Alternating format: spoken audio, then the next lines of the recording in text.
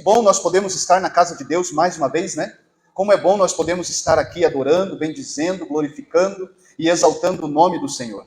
E também ouvindo da sua palavra, participando da palavra do Senhor. Como é bom, né? A gente poder se alimentar da poderosa palavra de Deus. E nesta noite não será diferente. Nós estaremos aqui para ouvir a voz de Deus. Quem veio ouvir a voz de Deus aí, diga aleluia.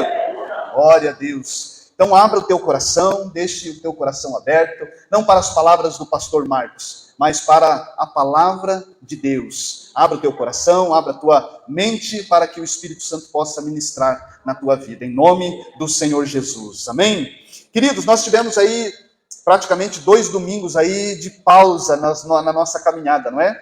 Nós estávamos numa caminhada aqui na carta do apóstolo Paulo aos Filipenses, né? E aí nós tivemos aqui domingo o pastor Jacobi, né, o belga, que veio pregar. Depois nós tivemos a nossa conferência, que estava o pastor Osair. Então nós demos uma pausa. Mas vocês pensaram que eu tinha esquecido, né? Então vocês pensaram, agora o pastor vai mudar de rumo. Não, senhor, nós vamos continuar e vamos terminar esta série de mensagens em Filipenses. Amém? Glória a Deus. Então pega a tua Bíblia aí, abra lá Filipenses, capítulo 4. Glória a Deus. Que bom nós podemos estar aqui mais uma vez. Quem achou aí, diga aleluia. Quem não achou, diga espera um pouco. Então todos acharam? Que maravilha. Filipenses capítulo 4, nós vamos ler do verso 1 ao verso 9. Depois nós vamos conversar sobre este texto aqui que o Senhor está ministrando ao nosso coração. Amém? Glória a Deus. Vamos lá? Diz assim a palavra de Deus. Portanto, meus irmãos, amados e muito saudosos, minha alegria e coroa, sim, amados, permanecei deste modo, firmes no Senhor. Rogo a Evódia e rogo a Sintique, pensem concordantemente no Senhor. E a ti, fiel companheiro de jugo, também peço que as auxilie, pois juntas se esforçam comigo no Evangelho. Também com Clemente e com os demais cooperadores meus, cujos nomes se encontram no livro da vida. Alegrai-vos sempre no Senhor. Outra vez digo, alegrai-vos. Seja a vossa moderação conhecida de todos os homens. Perto está o Senhor. Não andeis ansiosos de coisa alguma. Em tudo, porém, sejam conhecidas diante de Deus as vossas petições, pela oração e pela súplica com ações de graças. E a paz de Deus, que excede todo o entendimento, guardará o vosso coração e a vossa mente em Cristo Jesus. Mente, irmãos, tudo que é verdadeiro, tudo que é respeitável, tudo que é justo, tudo que é puro, tudo que é amável, tudo o que é de boa fama, se alguma virtude há e se algum louvor existe, seja isto o que ocupe o vosso pensamento. Versículo 9. O que também aprendestes e recebestes e ouvistes e vistes em mim, isto praticai, e o Deus da paz será convosco. Amém? Glória a Deus, louvado seja o nome do Senhor. O tema da minha mensagem hoje é exortação, encorajamento e oração. Exortação, encorajamento e oração. Amém? Queridos, o apóstolo Paulo, ele começa o versículo dizendo, portanto, irmãos, amados e muito saudosos, minha alegria e coroa, sim, amados, permanecei deste modo firmes no Senhor. E eu já quero aqui lançar uma pergunta. Como podemos estar firmes no Senhor? O apóstolo Paulo fala a respeito de podermos estar firmes no Senhor. Lá no capítulo 3, versículo 20 a 21, ele diz assim, pois a nossa pátria está nos céus, de onde também aguardamos o Salvador, o Senhor Jesus Cristo, o qual transformará o nosso corpo de humilhação para ser igual ao corpo da sua glória, segundo a eficácia do poder que ele tem de até subordinar a si todas as coisas. O apóstolo Paulo está dando uma receita para nós, de como permanecermos firmes no Senhor. Qual que é a nossa intenção? É tirar o foco e o olhar da terra, tirar o foco e o olhar das coisas e passar a começar a olhar a eternidade. Quando nós começamos a olhar a Cristo na sua próxima vinda, nós entendemos que tudo aquilo que nós temos que fazer, tudo aquilo que nós vamos fazer, tudo aquilo que nós pretendemos fazer, será para a glória e louvor do nome do Senhor. Então ele diz o quê? Que a nossa pátria não está nesta terra, ainda que você seja um cidadão aqui da terra, certo? Mas em Cristo Jesus você é um cidadão do céu. Então o nosso olhar precisa estar na pátria vindoura, na eternidade, no Senhor. Quando nós estamos com este olhar, quando nós temos este entendimento, com certeza nós não estaremos mais perdidos, nós não estaremos mais vencidos, né, por este mundo, mas nós estaremos sempre com o nosso olhar e firmados numa coisa, que um dia ele voltará a buscar a sua igreja. Assim nós podemos nos firmar no Senhor. Pastor, mas não é então leitura da palavra, oração? Isso faz parte. Mas uma das coisas que nós precisamos olhar é para a eternidade. Cuidar daquilo que Deus nos deu, da coroa, da salvação, daquilo que Deus já nos conquistou para Ele. Continuarmos firmes, olhando no Senhor. Amém? Então ele diz, permanecer deste modo, firmes no Senhor. Sendo o quê? Feliz, alegre, porque nós já temos a nossa pátria celestial. Quem tem a pátria celestial, dá glória a Deus aí. Aleluia, louvado seja o nome do Senhor. Então começo este versículo, este conjunto de versículos dizendo isso, que nós precisamos continuar firmes no Senhor, olhando para a eternidade, olhando para o céu. Mas tem uma coisa nesses versículos que ele vai continuar, que é engraçado. Mas ele diz o quê? No versículo 2 ele diz, rogo a Evódia Sintique. Paulo está rogando essas duas mulheres. Para quê? Ele diz que pensem concordantemente no Senhor.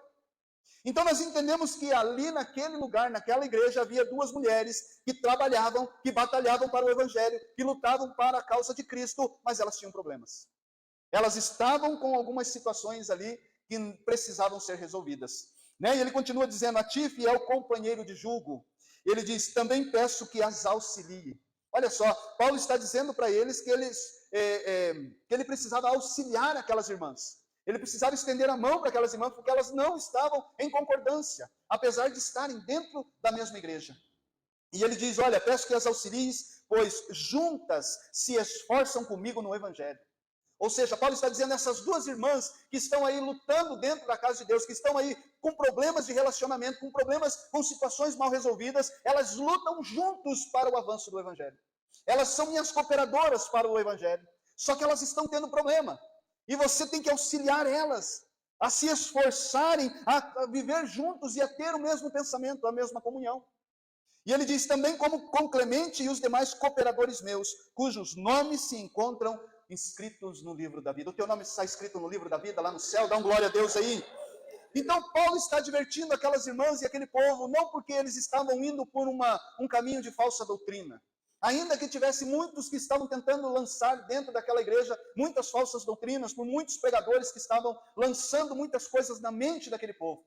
Mas o que ele está ali enfatizando é que as irmãs estavam com problema de relacionamento. Os irmãos ali estavam com problema. E queridos, qual igreja e qual comunidade que não existe problemas entre irmãos, não é? Eu vou até mais longe, qual família que não existe situações que precisam ser resolvidas? Que muitas vezes não tem concordância, muitas vezes não tem o mesmo pensamento, não professam a mesma fé. E é a partir daí que surgem os grandes conflitos, os grandes problemas. E muitas vezes, por falta dessa concordância, muitas vezes separações, problemas na família, problemas na igreja, divisões acontecem. E Paulo está advertindo eles ali, dizendo, olha, eu suplico a essas duas irmãs, que por favor, que elas pensem da mesma forma. Que elas não fiquem se degladiando, que elas lutam pelo Evangelho, elas lutam pela causa de Cristo, mas elas precisam se entenderem. Porque se elas começarem ali a brigarem entre elas, vai tudo por água abaixo. E elas são pessoas importantes na causa do Evangelho. Olha a importância da luta, da batalha no Evangelho e ter o mesmo pensamento, a mesma concordância. Não digo em questões que precisam ser tudo concordantemente, mas em relação ao trabalho, ao avanço do Evangelho, precisa haver concordância. E necessita também haver reconciliação. Muitas vezes as pessoas acabam brigando umas com as outras e acabam se afastando e vivem anos e anos sem ter reconciliação. Sem ter momentos de sentar à mesa e de repente pedir perdão pelo mal entendido, por aquilo que foi feito, por aquilo que foi falado. Então Paulo está rogando a elas, está pedindo por favor, Evódia e Sintique, por favor, parem de brigar, parem de discutir, parem de entrar em atrito. Vocês são peças fundamentais para a obra de Deus. Vocês são peça fundamental para o avanço do Evangelho. Queridos, as brigas, os problemas, muitas vezes, e eu acredito que a maioria das vezes acontecem, é porque o nosso coração é orgulhoso, não é? Muitas vezes nós não conseguimos e não aceitamos o contraditório. Muitas vezes nós não conseguimos viver com uma pessoa que pensa um pouco diferente. E nós pensamos, não, esta pessoa está errada pensando assim. E talvez a outra pessoa pense a mesma coisa. Não, mas quem está errado é ele. Isso é normal, né? Ou costuma ser comum. Normal não, né? Mas comum num casamento. As divergências. Mas a grande verdade que o apóstolo Paulo está dizendo para aquelas mulheres, que elas precisavam ter o mesmo foco. Entender que por mais que elas tivessem problemas, por mais que elas tivessem divergência entre elas, a causa de Cristo estava em perigo se elas continuassem tendo divergência entre elas. Então ele diz ali que eles precisavam, que o irmão ele precisava lutar para que eles pudessem entrar num acordo. E ele diz que elas precisavam estar ali num momento de reconciliação. E eu anotei algumas coisas aqui que diz o seguinte, ó, é possível acreditar em Cristo, trabalhar com ardor no reino de Deus e manter a relação uns com os outros, num lugar onde nós estamos trabalhando. Mesmo que exista divergência, mesmo que existam coisas que não concordo, mas eu posso trabalhar junto, eu posso continuar trabalhando junto, porque a causa não é o que eu penso, ou o que o outro pensa, ou o que eu concordo, ou o que o outro concorda, mas a causa é Cristo Jesus e a sua obra. Então é possível. Agora, isso não é desculpa também. Isso não é desculpa para permanecer irreconciliável. A palavra de Deus é clara quanto a isso, que nós precisamos buscar, se tivermos problemas com outro irmão, nós temos que buscar aquele irmão e conversar com ele. Olha, eu tive problema com o irmão tal, nós tivemos uma desavença tal, mas nós estamos trabalhando, já perdoei, não quero saber, mas aquilo fica sempre martelando na cabeça do irmão. Toda vez que fala o nome daquela pessoa, aquilo fica martelando. É, mas ele fez isso. É, mas ela fez aquilo. Então não é desculpa poder trabalhar junto mesmo sem concordância, de não se reconciliar.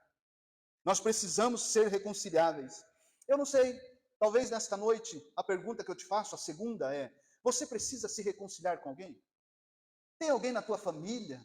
Tem alguém em algum momento, um amigo, alguém que você precisa buscar para se reconciliar com ele? Com ela?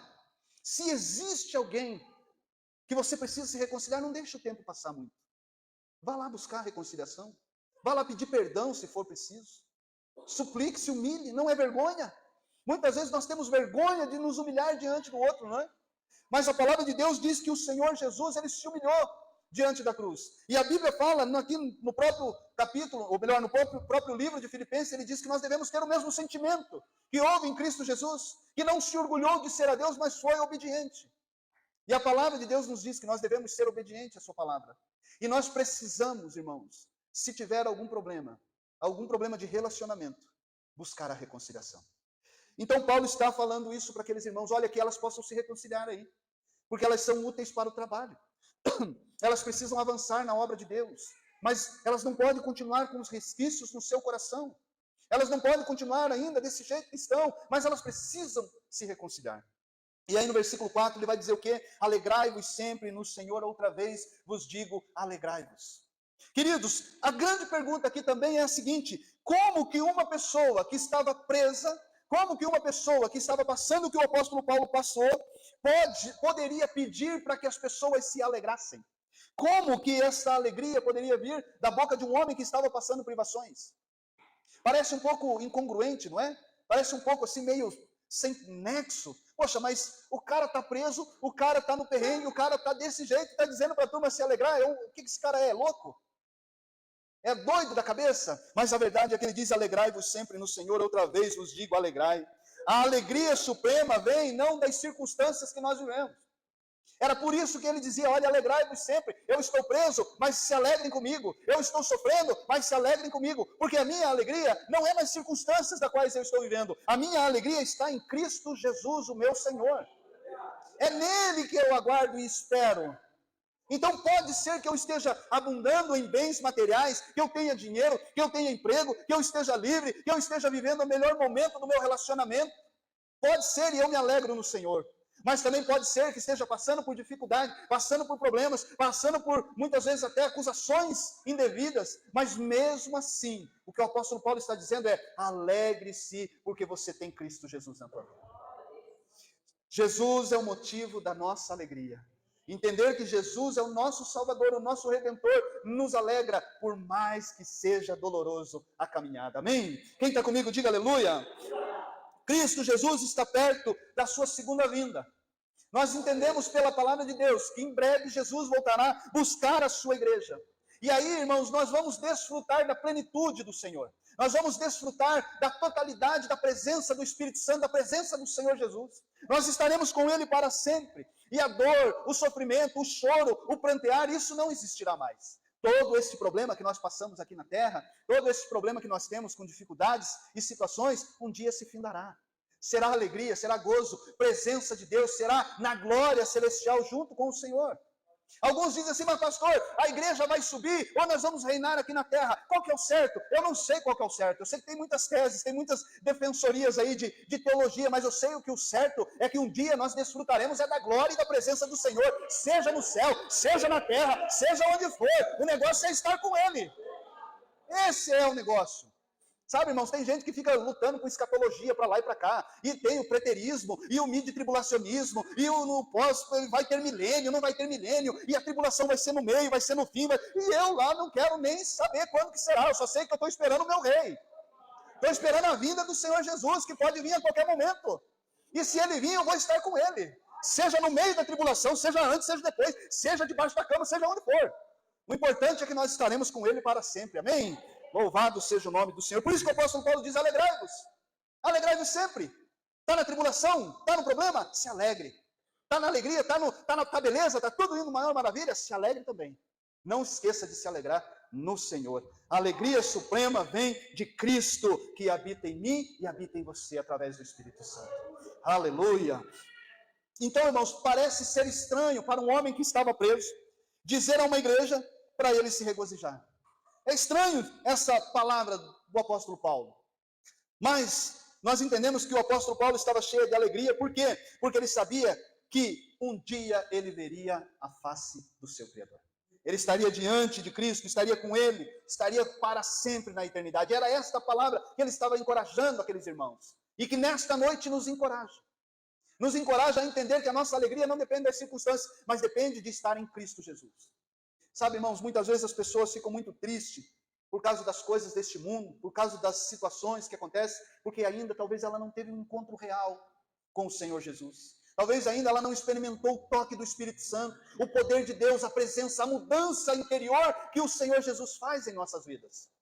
Então falta isso, talvez para muitas pessoas, para olhar e dizer assim, olha, independente do que eu estou passando, eu me alegro no Senhor. Amém? Glória a Deus. Queridos, meu horário aqui está indo já e eu vou dar uma acelerada aqui para nós caminharmos aqui, tá bom? Olha só, capítulo 5, versículo 5, ele diz o quê? Seja a vossa moderação. O que o apóstolo Paulo está dizendo para aqueles irmãos? Olha, esta palavra moderação significa ser íntegro, ser conveniente. Você já viu uma pessoa inconveniente? Como é ruim, né? Como é chato quando uma pessoa é inconveniente. O apóstolo Paulo está dizendo o seguinte, seja a vossa moderação, ou seja, seja íntegro, seja conveniente, seja gentil. E olha, eu não sei, hoje eu estava ouvindo uma pregação de uma pastora, e ela dizia assim, na igreja, ela dizia assim, irmãos, fala para a pessoa que está do teu lado aí, dá uma boa tarde, dá um sorriso para ela. E ela disse assim, olha, vamos tirar a cultura do curitibano? O curitibano passa 2 horas num culto sem olhar para a pessoa do lado, sem conhecer, sem falar com aquela pessoa do lado, né? Falta de gentileza, mas não é porque o curitibano não é gentil, é que o curitibano tem essas situações, alguns, né? Mas gentileza é isso, irmãos. Gentileza muitas vezes expressa a uma pessoa que não é crente, porque nós temos a ideia de que nossos pares, as pessoas que comungam conosco, né, nós temos mais afinidade, mas muitas vezes na rua, alguém que passa do outro lado, nem conhece, né, e nem imagina que você é um crente, que nós somos um crente, e muitas vezes nós nem gentileza temos com aqueles que estão lá fora. Então o apóstolo Paulo diz, seja a vossa gentileza, seja a vossa moderação, seja a vossa integridade, seja a vossa conveniência conhecida das pessoas. Olha lá, conhecida de todos os homens. Perto está o Senhor. Ele está dizendo, olha, aquilo que vocês receberam de Cristo Jesus, que está na vida de vocês a alegria, a ser íntegro, ser uma pessoa expansiva, ser uma pessoa gentil, que não fique só dentro da igreja, mas que seja conhecido lá fora também. Que seja alcançado pessoas através da minha atitude, daquilo que nós já recebemos do Senhor. Amém? Glória a Deus, louvado seja o nome do Senhor Jesus. Temos que ser amáveis, razoáveis, amplos, como isso é um desafio para nós.